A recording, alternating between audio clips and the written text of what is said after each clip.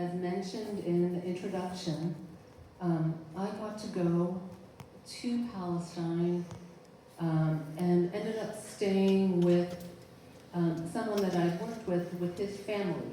So some of you have met Adam before or heard him speak. He's a young Palestinian that ended up being stuck here away from his family and applying for asylum. But now he is in graduate school and doing well. And I ended up staying in the home of his family. So the organization that I went with is called Friends of Wadi Fuqin. Wadi Fuqin is the name of the village in the West Bank. It's just outside of Elham. And Friends of Wadi Fuqin is an organization that was started in 2009. It's a Methodist organization, which is interesting because it was started by a Methodist pastor in Alameda who had the vision of having a partnership in 2009 with this particular village, which is Muslim primarily. And the organization does community development in that village, has organized trips to Palestine and the Holy Land. Before the current war, they did regular trips every year. And they do advocacy. They actually are in partnership with a Congressman, Peter Welch in Vermont, who has been advocating for their village in particular. And so you can find Friends of Wadi Fuqin online. They're trying to keep their website current. So this particular trip was different because the previous trips that people took to Palestine, they stayed in a hotel and they visited parts of the Holy Land, and they went for a day in the village. And this was different because there was only 5 of us. We were all Methodists from different parts of the country, mostly from California, but there was one person from Florida.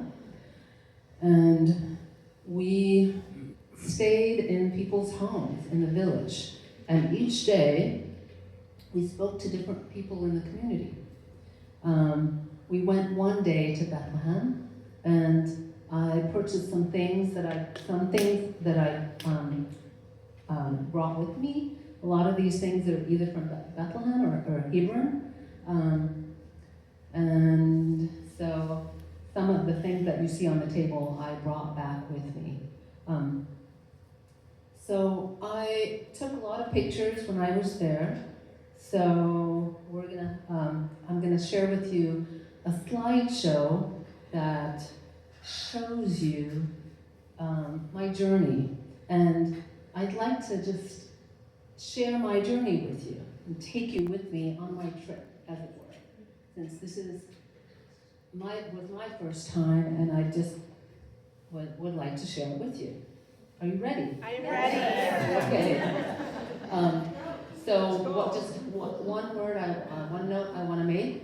I did take a lot of pictures of people, but I didn't include most of them in the slideshow to protect people's security. But I am going to tell you their stories. So I have more pictures of places and things than people, but that's why. Just for security purposes. Okay, next slide. Okay, so the journey began. We left San Francisco, flew to Qatar, 15 hours. Can you imagine on a plane, 15 hours, and then a 3-hour layover in Qatar, and then another 3-hour flight to Jordan. And this was 2 days later. We stayed overnight, and the next morning, 8 a.m., we drove from Amman, Jordan, to the border. And this is where we went. We had to go through Israel, right, to get to Palestine. We had to go through Israel, and we had to pay for a shuttle to, actually, that's our group right there waiting for the shuttle. So the shuttle then took us to passport control, where we had to get out and go through security, x-ray, get patted down, show our passport, and our luggage went on the other side, and we got it, took another shuttle, got out. So by the time we were done, this took about 5 hours, right? This was not a short thing. Next slide, please. So here we are, we had to go over a bridge, so there are different bridges you can take, but each place you have to go through Israeli security. Next slide. Okay, so I had to buy a visa. So what was interesting to me is I have a visa to Israel, but I never saw one Israeli citizen. I only saw military people, but I had to pay $60 for a visa to enter Israel to get into Palestine. Okay, and the other interesting thing is the visa is a slip of paper instead of a stamp, because there's a lot of Middle Eastern countries that will not let you in if you have a stamp, an Israeli stamp on your passport. So they adopted this method. Next slide. Okay, this is just driving to the village. Next slide, please. These are settlements. And you can tell the settlements are like high-rise condos. And you'll see more of those. But I just took pictures as we were driving into the village. Next slide. Next slide. Okay, so this is the home where I stayed. This is just the entrance, the side entrance, and the garden. Isn't it beautiful? Yeah. And so this is the village of Wadi Fukin, and it belongs to Adam's family. And the way a lot of homes are is different levels are added for different family members. So I stayed with Adam's older brother and his wife and young child. And they took such care of us, good care of us. So when they fed us breakfast and dinner, and there was so much good food that most of it was food they'd harvested right from the land. That was so fresh. Next slide. So this is an example of, see the steam coming from the dish and the pot? This is an example of a traditional Palestinian dish. It's kind of like pineapple upside down cake, where you turn upside down, right, and then pull up.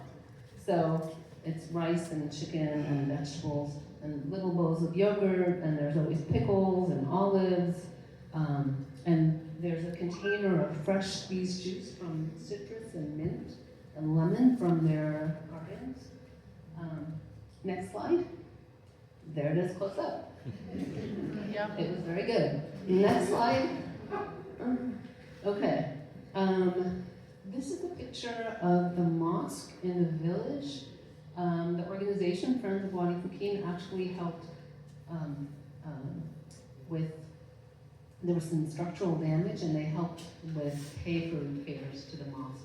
And while we were there, on Fridays, we went and participated in Friday prayers. So they go to church, like we go to church on Sunday, they go to mosque on Friday.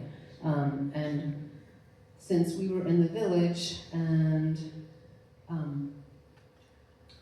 spending time with them and wanting to show solidarity, we went to Friday prayers with them. And women go in one area and men go in another, right? So it's separate. But the women just loved having us with them and participating with them. They got a kick out of it. But next slide. Okay, this is inside the village, and up top are Israeli settlements. There's a lot of pictures like this. So next slide. Okay, so this is a comparison. So the Batar Elite is the illegal Israeli settlement that began in 1985. And you see it's grown from 2085, 2008, 2013. And what used to be up in the hills was trees that they just cut down and started stacking all these condos on top of each other. So, as you can imagine, there's more of them. So the village itself is walkable. We spent a lot of time walking in the village, and it only has about 1,500 residents, and the settlements now have more than 50,000 Israelis living in them, and they're adding. They're more. They're growing. Next slide. Okay, so this is what it looks like now. Part of it, and I tried to take pictures at different angles from inside the village because we walked. We spent a lot of time walking around. So there were like pine trees up in the hills that are gone, and then some of the olive groves also were destroyed, but there's some that are still there that they still use. Next slide. Okay. There is a fence here, and I'm going to explain that this is some farmland and then settlements. Next slide. Okay, these are cranes that are active, and because they're still building more. Next slide. Okay, now we get to a picture of some people. So one of the first people that we met was this farmer, and he's given permission for the use of his name and picture. His name is Abu Ibrahim, and Abu is like a sign of respect. And this is the team that I was with around him, minus me, because I was taking a picture. And he told us stories about living in the village. He had lived in the village for generations, and his family had lived for generations in the village and had farmed the land. So he's 70-something years old, but he was a retired teacher. He had created a kindergarten that still exists in the village for, I think, 90 young children, and I might have a picture of that building. But he showed us his farmland, and we talked to him about what was happening on his farm. So he has greenhouses, you can see in the back, that have been sometimes vandalized by settlers. Sometimes settlers come down from the settlements and picnic in his fields, take what they want, leave trash. Sewage lines from the settlements go into the farmland, so it's hard to keep their water clean. They don't have, the farmers don't have access to much water. They have to rely at this point on rainwater or small cisterns that sometimes settlers swim in. And in spite of that, they're still growing and harvesting. One really kind of dastardly, can I use the word dastardly thing that has happened is wild pigs have been introduced to purposely damage the farmlands of Palestinians. So that's what some of the fencing is for. farmers have tried to fence the land to keep the pigs out. But one story that he told us that really sticks with me, and I don't know the exact timing of it, when it happened. I don't know if he said it or I just missed that detail. He told about a time when the Israeli military brought a bulldozer to come and bulldoze his land, and he stood in front of it, and they told him to move, and he said no, and they went away. And I mean, I can't imagine doing something like that. And so I don't know how recent that was, but that was the story that he told us that happened. So he's still at risk, though, of losing his land, of it being taken away from him. Okay, next slide. Okay, here we are, enjoying some cauliflower. They grew some of the biggest cauliflower I'd ever seen in my life. And we got to pick it and eat it. We picked other fruit and nuts, and he just kind of took us around the farm and gave us things to eat. And so I want you to get a sense of, even though we're in the village, behind is still the settlement. And that was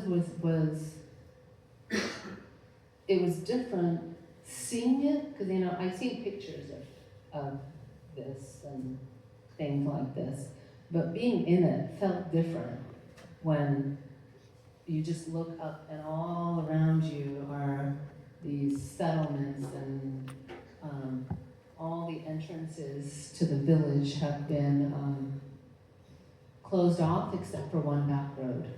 So and that entrance has a new checkpoint. So it just feels like you're closed in, like the walls are kind of closing in on you, and to me it was palpable. But I think people living in the village, they just, after a while, get used to it and move forward, right? Because you have to move forward. But it was a feeling that stuck with me while I was there. Okay, next slide, please.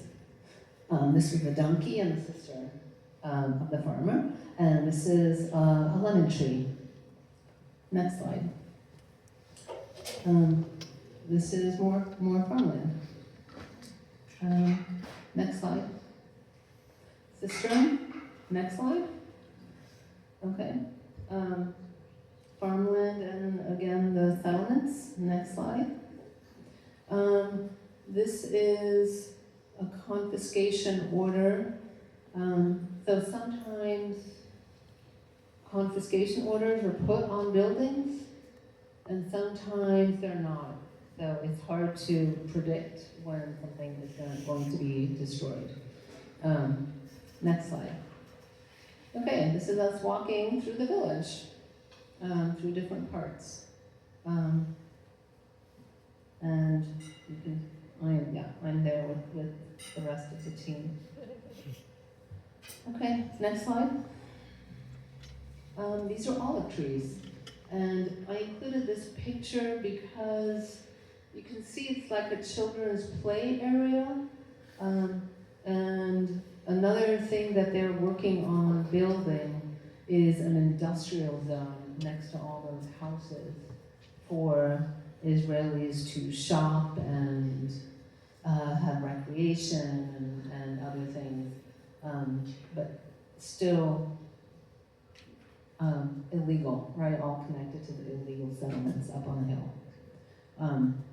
But you can see kind of almost how close it is. Okay, next slide. Okay, the name Wadifukin can be spelled so many different ways, but this is the soccer field, the outside of the soccer field. Next slide. Okay, so this is the inside of the soccer field, and I'm going to tell this story. So Friends of Wadifukin helped fundraise for this. They had a vision to build a soccer field for the village, as a community space, and they put a huge sign in 2016.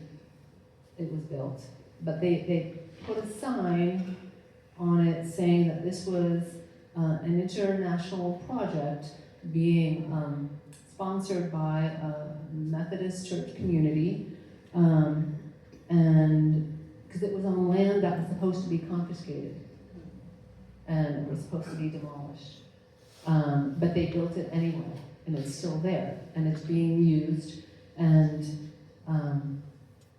now there are 2 soccer coaches, and there's 100 kids that play soccer. And there's soccer teams, and it's used recreationally, also for kids come and hang out. There's a picnic area behind and a playground that's been added. So this was an example of a way that the community was able to resist, and the international community helped, and the vision now is to have a soccer team on exchange come to the United States. That's a very, very ambitious vision that the leader of our group had when we were there, and the soccer coach was, well, at present time, there's only boys soccer teams. So when we met with the soccer coach, I asked him, what about the girls? And he said to me, there's only me and one other person. I don't have enough resources. How about you help me find sponsors? So if anyone has any ideas or knows of anyone that would help, like to sponsor a soccer team, boys and girls, let me know. So that's like the next thing I'd like to work on helping develop is girls sports, as well as boys. Okay, next slide, please. So these are the boys, and these are our team. Took a picture, and again, you see the settlement. There they are. They were playing. We watched them scrimmage for a while, and then we took a group photo. Okay. Next. Olive trees. Next. Okay. Here we talked, the Youth Development Association, we talked to some folks who were involved in community organization. They were doing not just youth, they were doing after-school activities, summer school, but they were also doing community development. They were helping farmers develop composting programs and other things. There were people we met in this particular organization.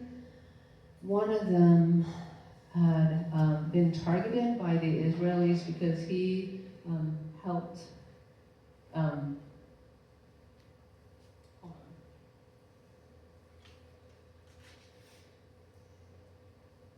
going to just check my notes to make sure I have my details.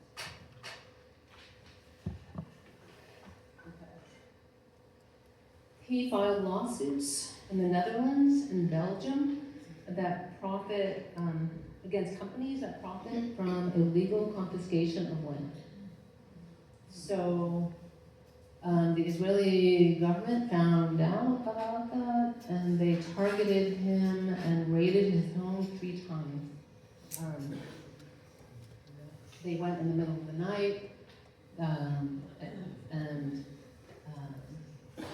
at one time they kind of just ransacked his home, went in the kitchen, mixed up sugar and salt and flour so it can be used like on purpose. Another time they threatened him by name in front of his children, and his children then were afraid to go to sleep at night because they wanted to be prepared. And this is because he was, speaking out and had worked on this lawsuit with other, with the help of other countries. Okay. Next slide. Okay. So part of our trip had different purposes. One was to show solidarity and to just listen to people's stories, just to be with them, to let them know that they weren't alone. So this was someone's home that had been demolished.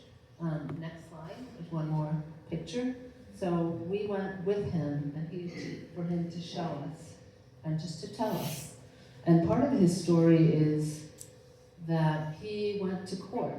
Right? He went to Israeli court sometimes. There's a court hearing where you can ask for something to not be demolished. So he went to court, and while he was in court, his house got demolished at the same time.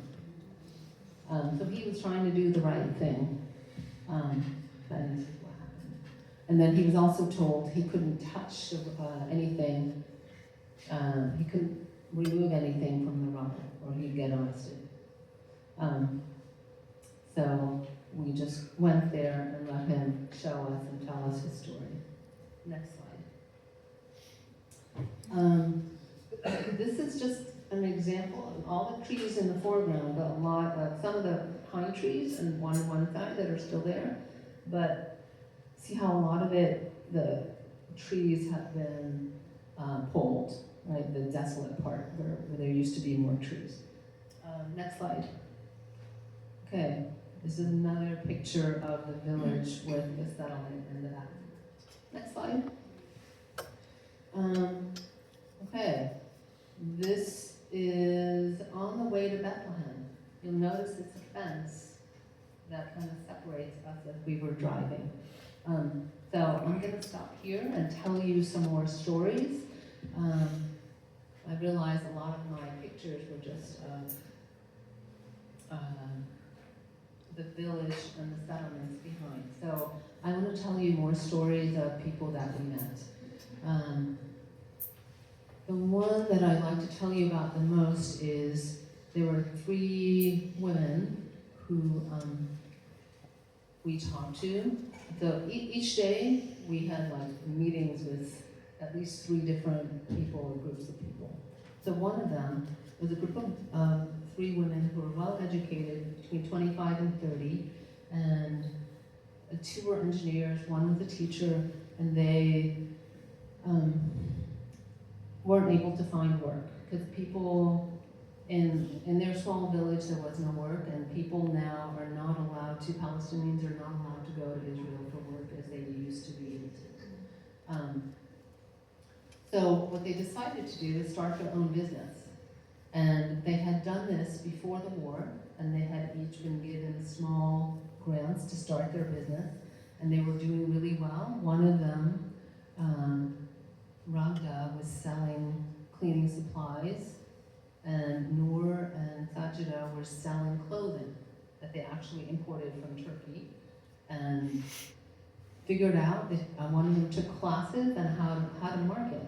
So they were marketing on social media and on Instagram and Facebook.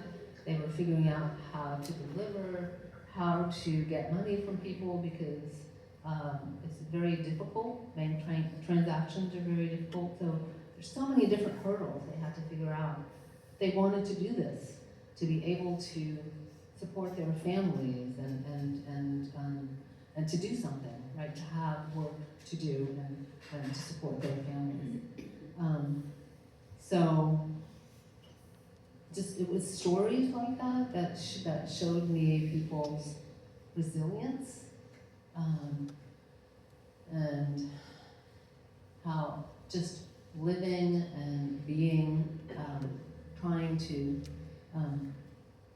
take care of their families each day was an act of resistance, really. And that those kinds of stories were inspirational to me. Okay, I'm just gonna check on my time here. The next few slides, I'm gonna go through quickly. So we did one trip, one day in Bethlehem.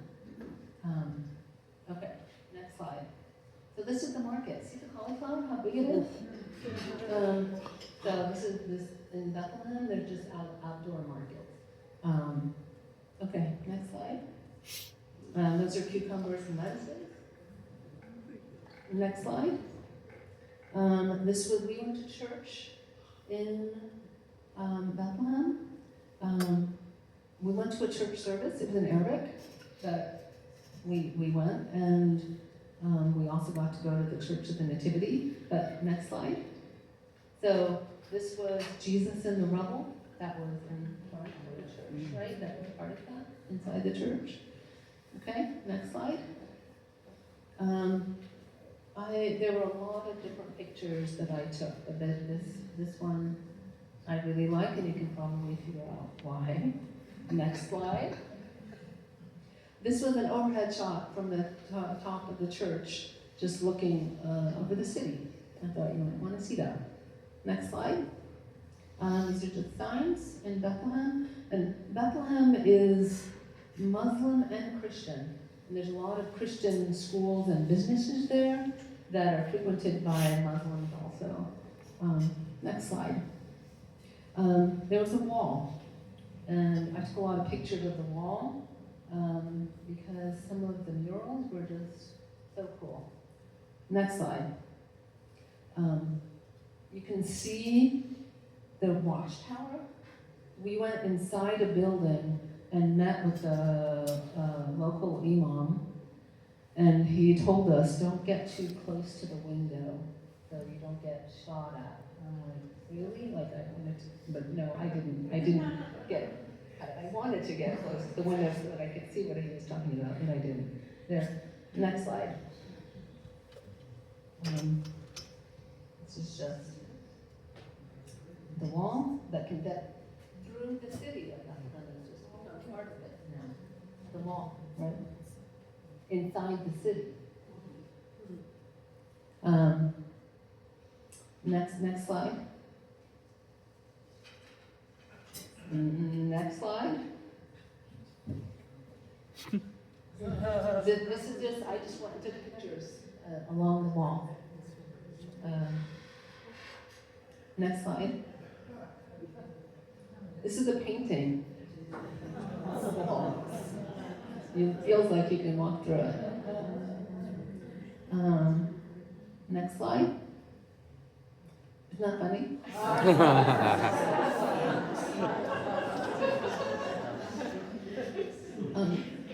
Next slide. Oh, okay. These are my last couple of pictures. So after we left Palestine, we went to Jordan. So this was a meal in Jordan,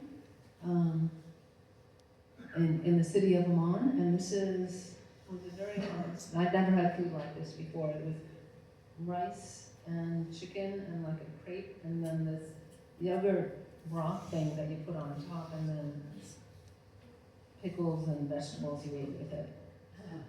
It was interesting. It was good, but different. Okay, and we were having this is our last meal, and we met, next slide, this young woman who's from Bethlehem, and this is her mother, and me on myself on the right, and Michael Yoshi, who's the lead of our trip, and she works in Bethlehem, but she was stuck. She had tried to go home, but she was stuck in Jordan. She had gone to see family, and so she was going to try again the next day, but she was in Amman. We had dinner with her, and she has an organization where she works with young women, and it's empowerment of young women, an organization that helps young women that are in university with all kinds of just practical things and teaching and things and just as a support.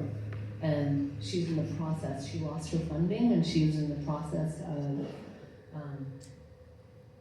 writing grants to get more funding for her organization.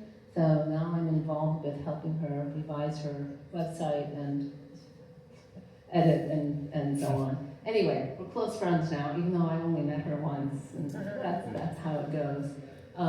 Another example of a person that I want to tell you about that I don't have a picture of is a young woman who, probably in her 20s, she has an American passport and was raised abroad, as she told me. Her English is really good, but she works as a freelance reporter in the West Bank, but she lives in a refugee camp right outside Bethlehem, in Ada refugee camp, with her family. But she has an American passport. She could leave and go anytime she wants, but she chooses to live there so that she can report on what's happening in the West Bank. That's another friend that I now have, and I follow her on Instagram because she has on the ground reporting what's happening in different parts of the West Bank. So there's lots of other people that I met, but I think I have one more slide, and that is this is what Friends of Wadi Fukin, if you're interested, this is what they're doing next. They want to raise money for women, children, and families. Yeah, I have more I can talk about, but I think I'd rather take your questions at this point. Yeah.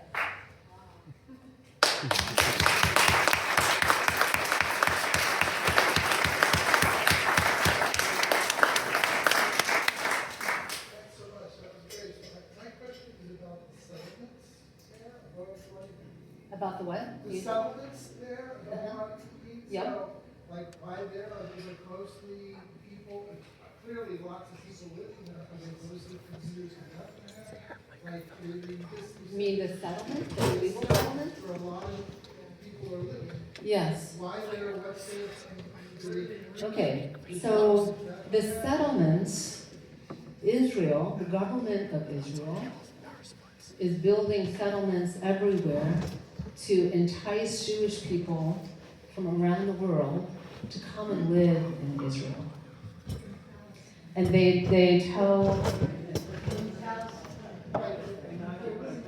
Yeah. The question is like, you did say that they're building an industrial area nearby so they have something to do. It looks like in the village that's right there, it calls it the traffic. So do the people that come to live in the settlements and need to Bethlehem for work, or why there? Yeah. What's there? Yeah. So, let me give you a little more background. So, there are separate roads for Israelis than there are for Palestinians. That's one thing. And another thing I forgot to mention is they're working on building a road, and the Palestinian community is calling it an apartheid road because they want to build a road to help people, connect people in the Israeli settlements from one settlement to another, but they want to build this road through the village. And it will be only used by Israeli settlers. So when I say settlers, it's people that come from around the world that come and live in Israel for some reason I don't understand. I don't know why you'd want to live on a deforested hill, crowded, packed with, I don't understand that. But that's what's happening. And Palestinians are losing their land to that.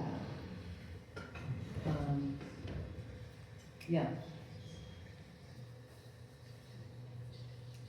And they call it an apartheid road because there are separate roads for Palestinians to drive on that are smaller and harder to get around than Israeli.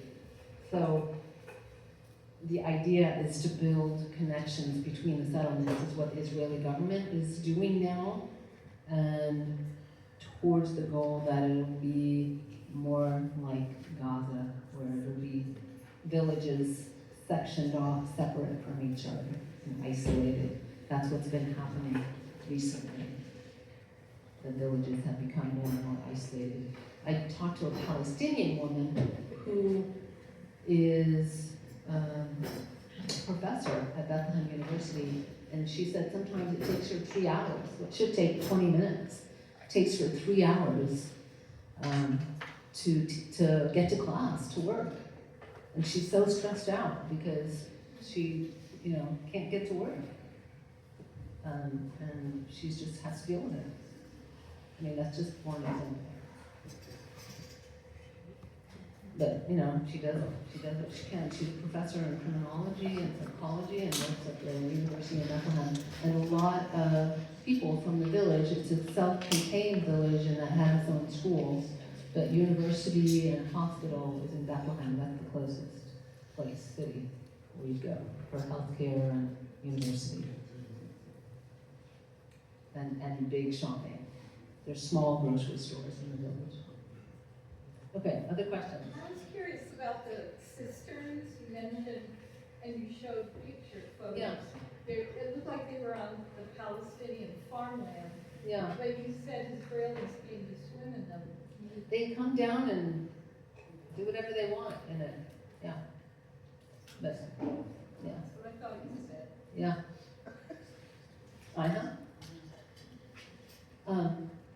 Yes. Do the Israel people have no conscience, or do they have a bad? Well, that's not a question I can answer. I'll tell you something interesting. Sometimes settlers would come into the village to buy things at the grocery store to get their cars fixed because it's cheaper. And I asked, when I learned about this, I asked, well, how do they behave towards you? And they're like, well, some people are polite and some people aren't too. But isn't that interesting that they come and do that? Yeah. That's what happens in oppressed communities. As an African American, as a Black person, it's very, very similar. Yeah. Colonization, oppression, disrespect, and we see the whole pattern here. Yeah. It's really bad. It's really bad. And for us, it's like we're seeing a rise of it again with this new administration. So it's really sad. Yeah. It's all over the world.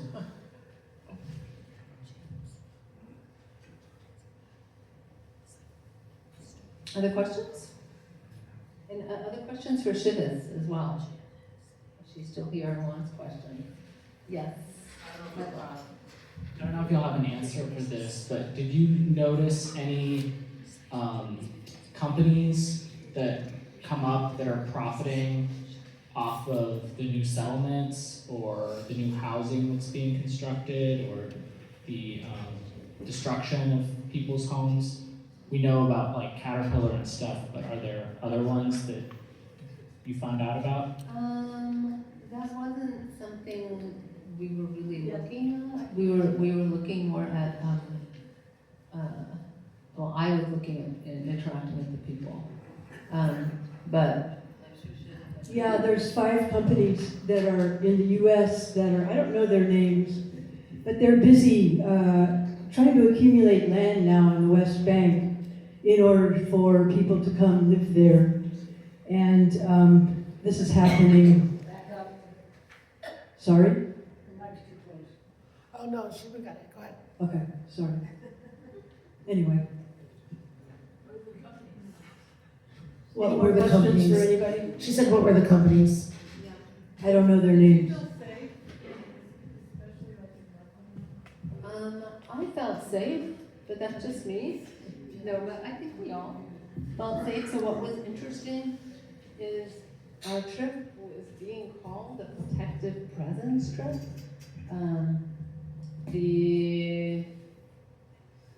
one of the ideas was that the village itself was experiencing more raids, more nightly raids in general. And so there was concern about that. And it was really interesting while we were there for the week. No military, no soldiers came into the village at all.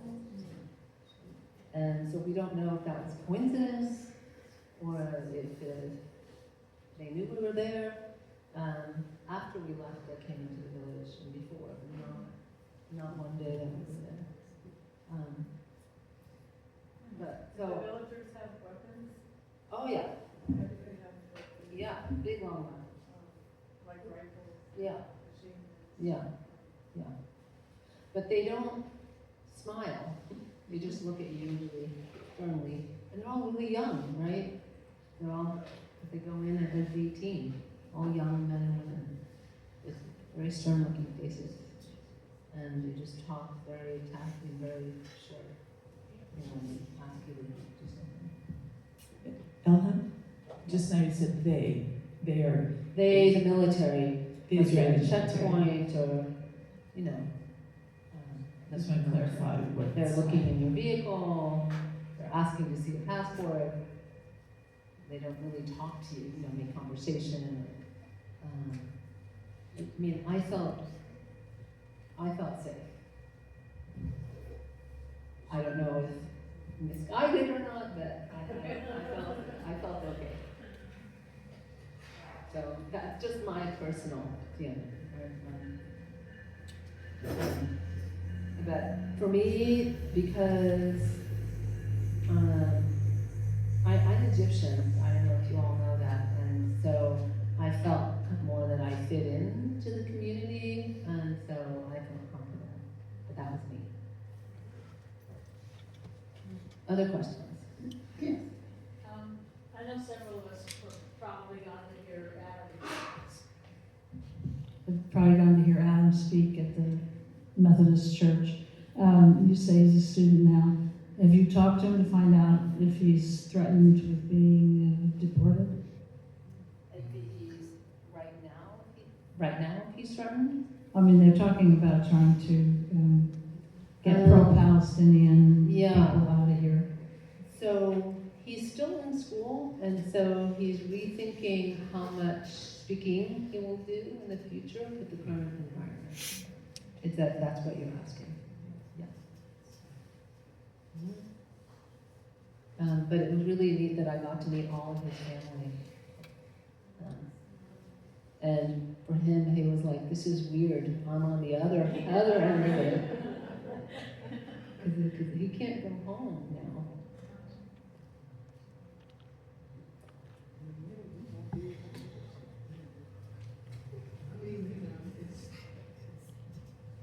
It's like the rise of Excuse me. You mentioned about immigration into Israel. And you also mentioned about young, not your word but mine, thugs coming in, kind of taking things over, right? I believe you said that. Can you raise the mic? I'm sorry. You talked about young, kind of paramilitary people coming in, so on. But how much immigration is there into Israel these days? And it's my understanding that a large percentage of the immigration to Israel has been since 1947 from the United States. But I don't know if that's true or not. Maybe you could speak to it. I don't know if this is true, but I've read that 1 million Israelis have left in the last year from Israel. It's not a good place to go. Yeah. So I don't understand why the Israeli government still wants to keep building when people are leaving. But I'm trying to figure out how are they populating all of these settlements? I mean, where are these people coming from? that's a good question. Brooklyn. Where? Brooklyn?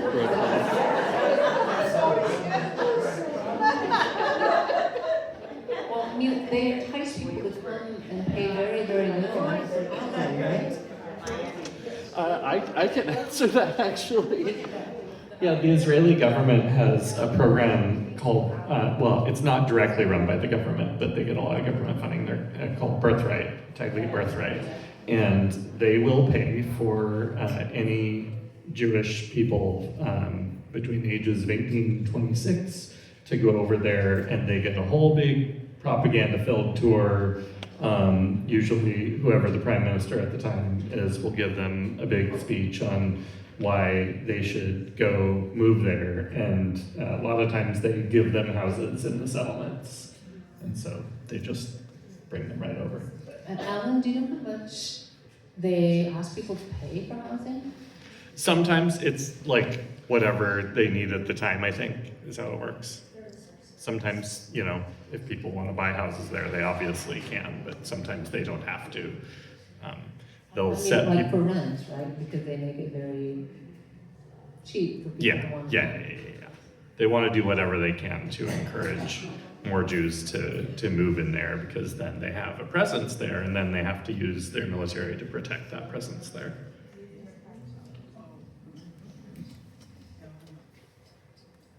Yes, we have a question. I was just gonna say, to comment on what he was saying, for Europeans coming over here during the, when there was that great expansion, they were giving them land. Mm-hmm. And Martin Luther King mentioned that in his speeches, and he says, well, where's ours? Mm. But yeah, when they want you to come, they'll provide everything. I mean, you know. Right. She, you know, we're just saying that history, you know, it's the saddest thing in the world. It's the cycle.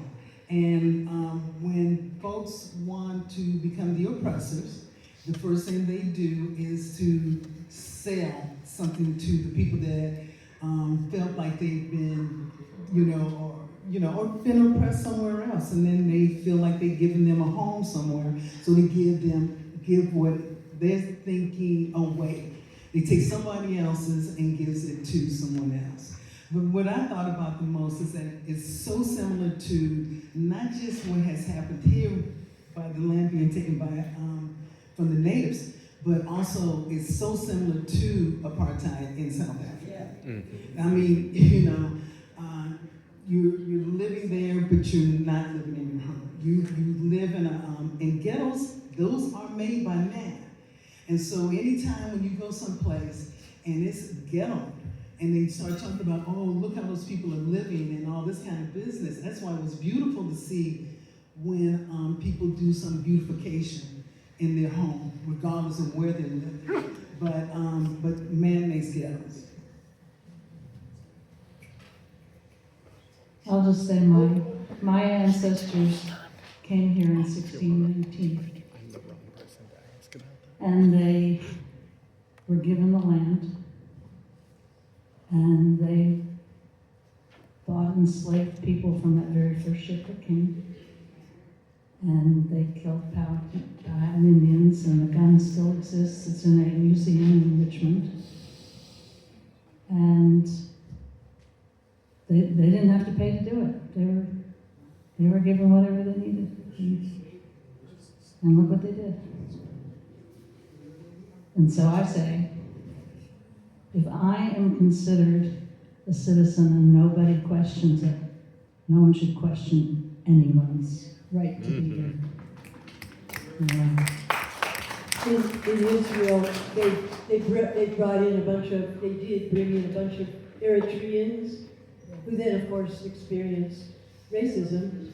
And when I was working in Israel, I was working mostly with Russians who they had brought in. So they picked some of the poorer people. Actually, some of the Russians were professionals in Russia. But they were all given, free language, free places to live. They brought them all in free. Yeah. You know, they had to redo something with the Eritreans because when they initially got there, they were oppressing them, and then told them that they had to become real Jews. Right. They had to study and learn how to be really Jews, and then that's when they said, later for this, we'll walk back home. So what I'm saying is that it is about education, and it is about because I think that's the biggest thing that I'm saddened by the U.S., is that we were saying that we wanted to have the education that told truth, and we never got it. Never got it in the schools. The schools remain being the same as they've always been.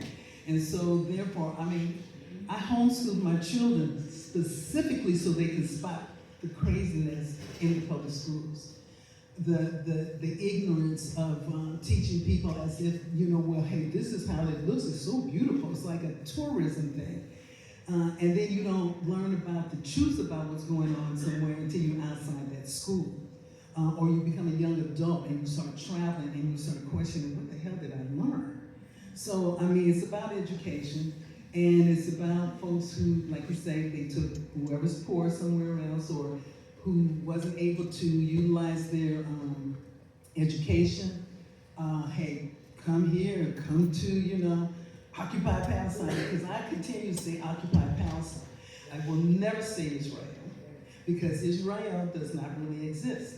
They took it, and by taking it, we have this oppression that's about to come down on us here in this homeland. I mean, this thing with this administration is a cycle that is about to go back around. Because we're all having to be told about IDs and stuff, and that ID stuff was so they'll know who we are, where we're going, and how far we're going with our, you know, with our minds about this whole situation that's existing. So I love that it's the power of the people, because those people continue to struggle, and they know the struggle continues. And you know, if you have to give up your life for it, then so be it. This is the same feeling that came from the movement with the African Americans, that moved right on into all other different groups. And when they saw that we were able to come together, that's when they started smashing us down too.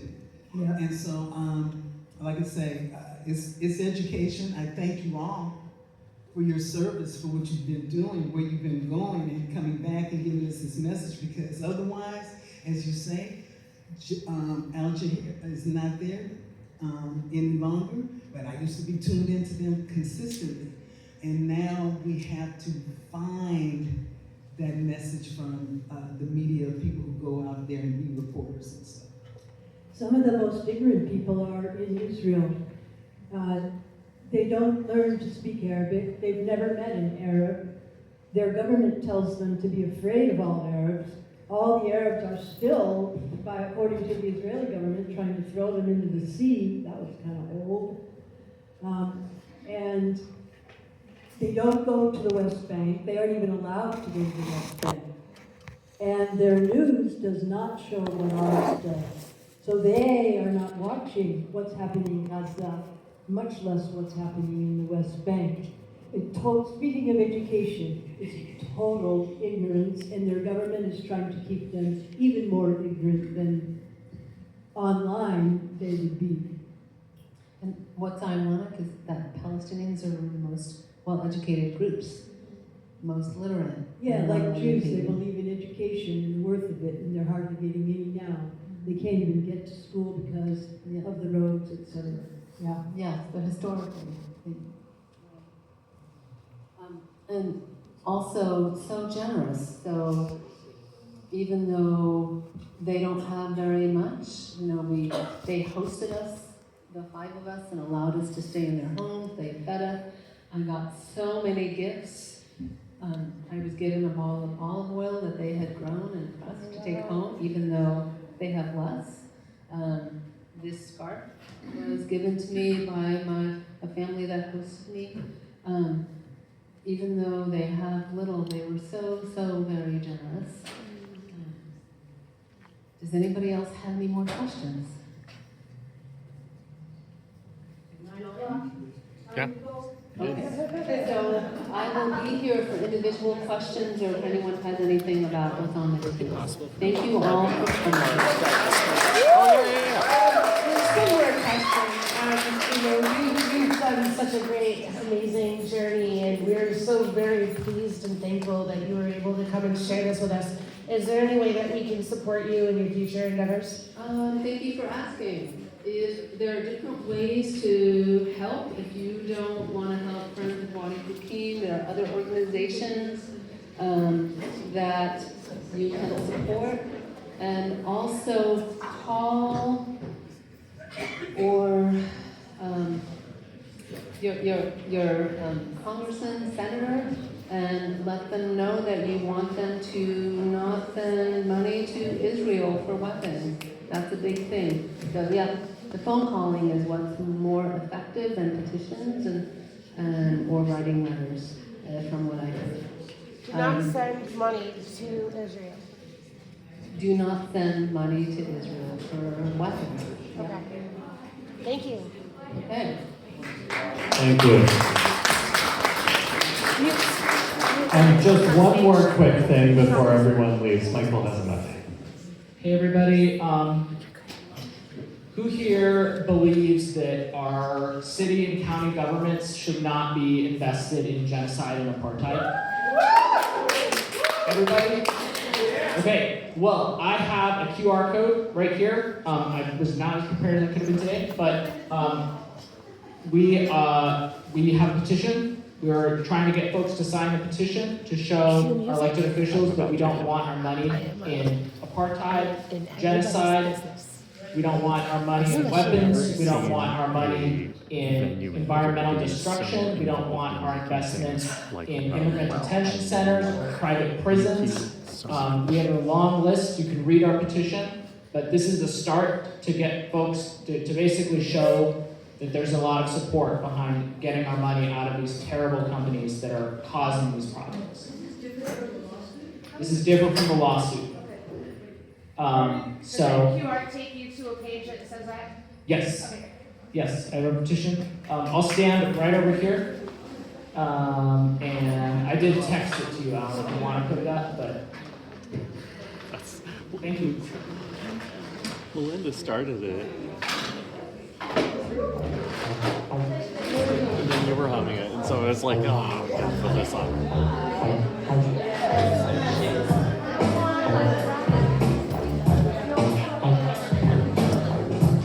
This is like usually my warm-up song on bass. Yeah.